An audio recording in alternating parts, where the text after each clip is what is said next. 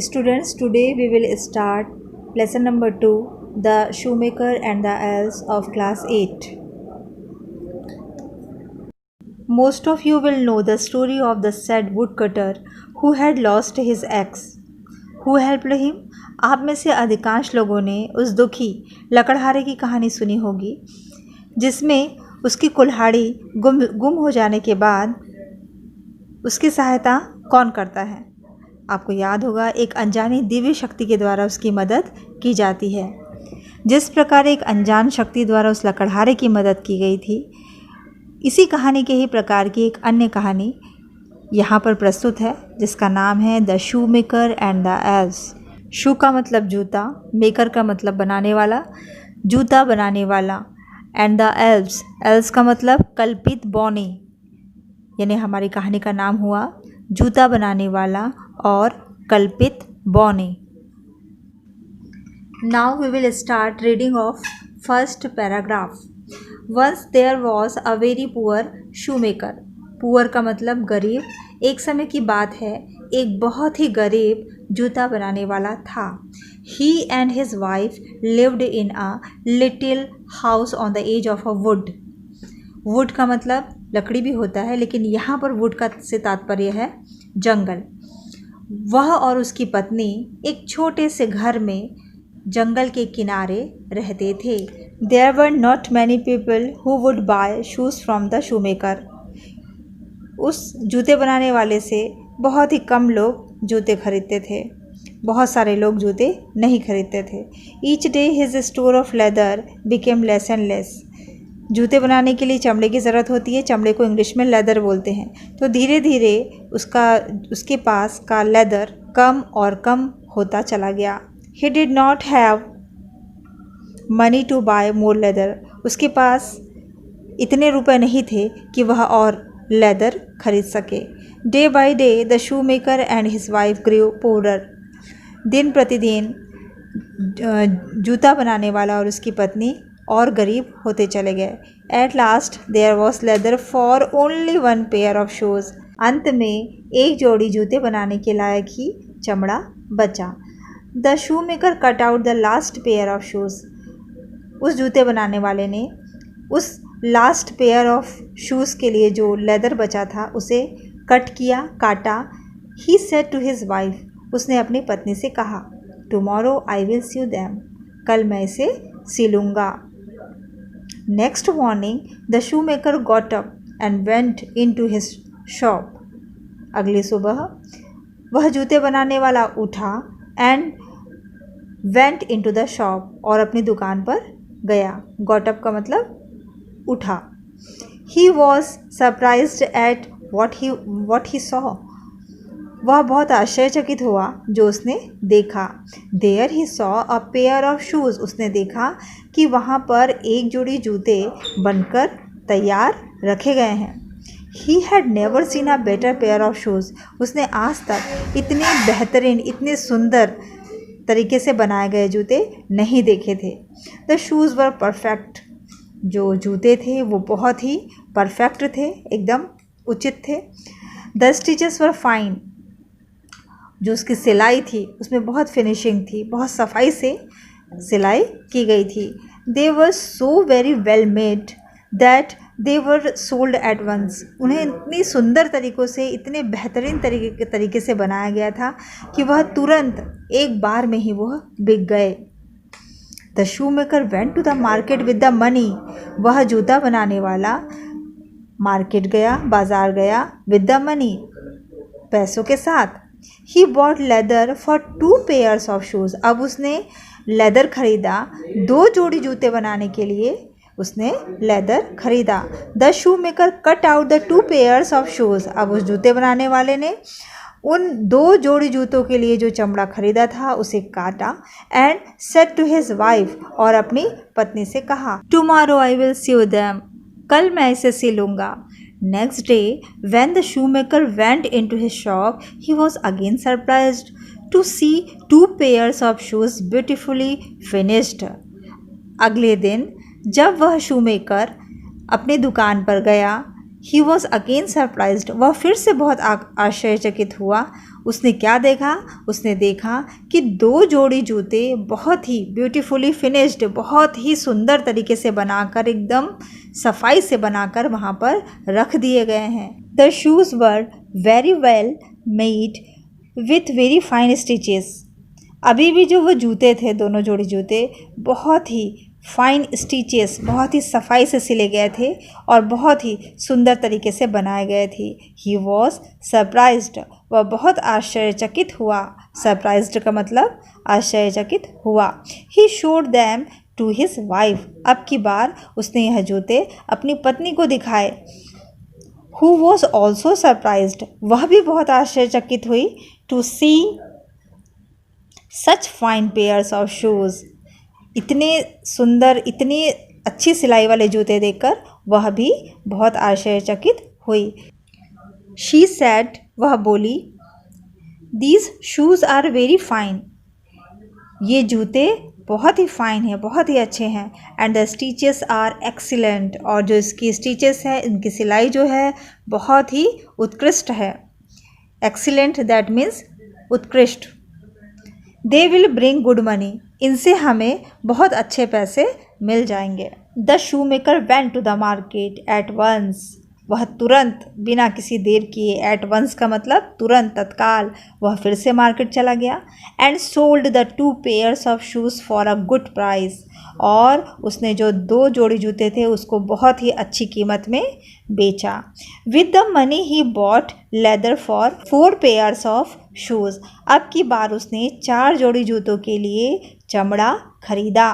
Bot का मतलब खरीदा, बाय का ये पास्ट टेंस फॉर्म है बॉट, बॉट का मतलब खरीदा। ही कट आउट द लेदर, अब उसने ये जो चारों जोड़ी जूतों के लिए जो लेदर खरीदा था उसको काटा। And said to his wife, और अपनी पत्नी से बोला, tomorrow I will sew them, कल मैं इसे सिलूँगा। The shoe maker got up, वह जूते बनाने वाला उठा। द नेक्स्ट मॉर्निंग, अगली सुबह। And went to his shop, और अपनी दुकान पर गया। वॉट डिड ही फाइंड, उसने वहाँ क्या पाया? Once again he found that his work had already been done, हर बार की तरह इस बार भी उसने देखा कि उसके कार्य को कोई कर कर चला गया है। उसका कार्य ऑलरेडी जो है किया जा चुका है, मतलब उसके काम को कोई कर चुका है। 4 pairs of beautifully shoes were lying ready made on the table, चारों जोड़ी जूते बहुत ही सुंदर तरीके से बनाकर उस टेबल पर रख दिए गए थे। दे वर परफेक्टली मेड, उन्हें बहुत ही परफेक्टली, बहुत ही उचित प्रकार से बनाए गए थे। Made with very fine stitches, बहुत ही सफाई वाली सिलाई के साथ।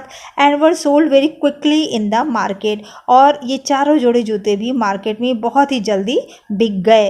वेरी क्विकली, क्विकली का मतलब जल्दी, वेरी का मतलब बहुत, बहुत जल्दी, और सोल्ड का मतलब बिक गई।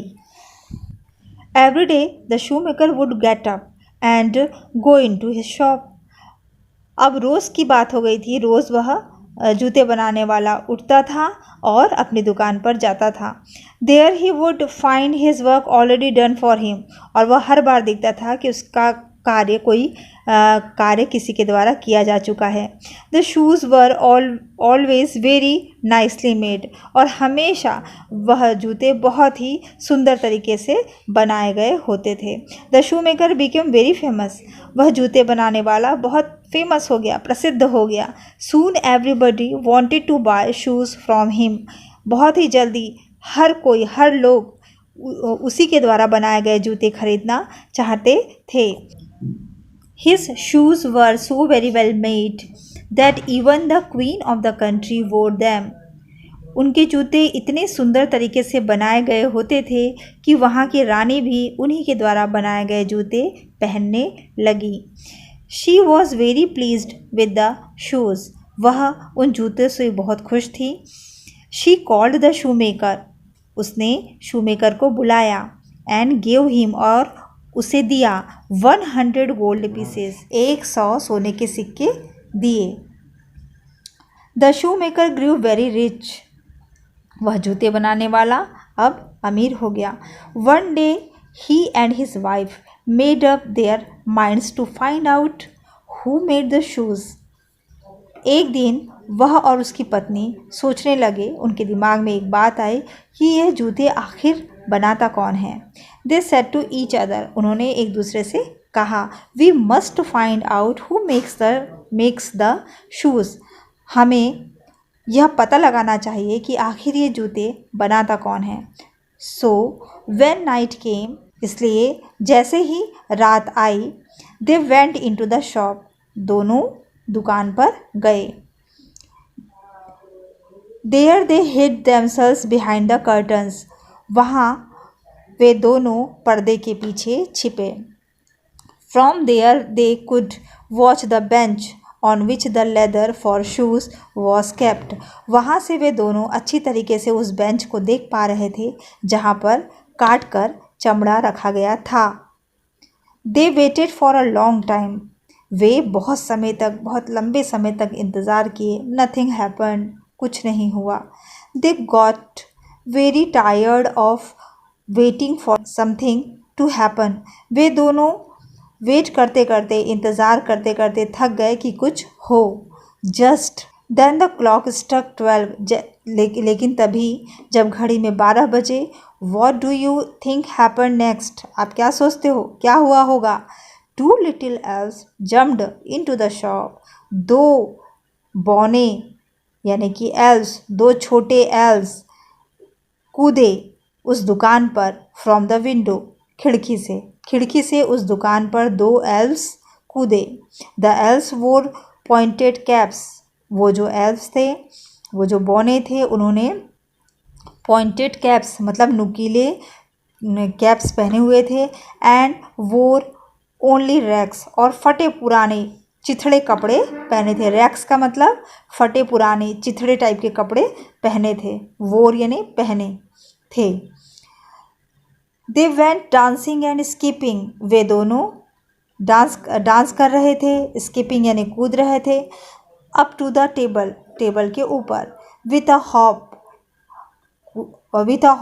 हॉप भी जो है कूदना ही होता है। एंड अ स्किप, स्किप का मतलब भी कूदना। They jumped on to the table, और इस तरह से कूदते कूदते वो टेबल पर जंप किए।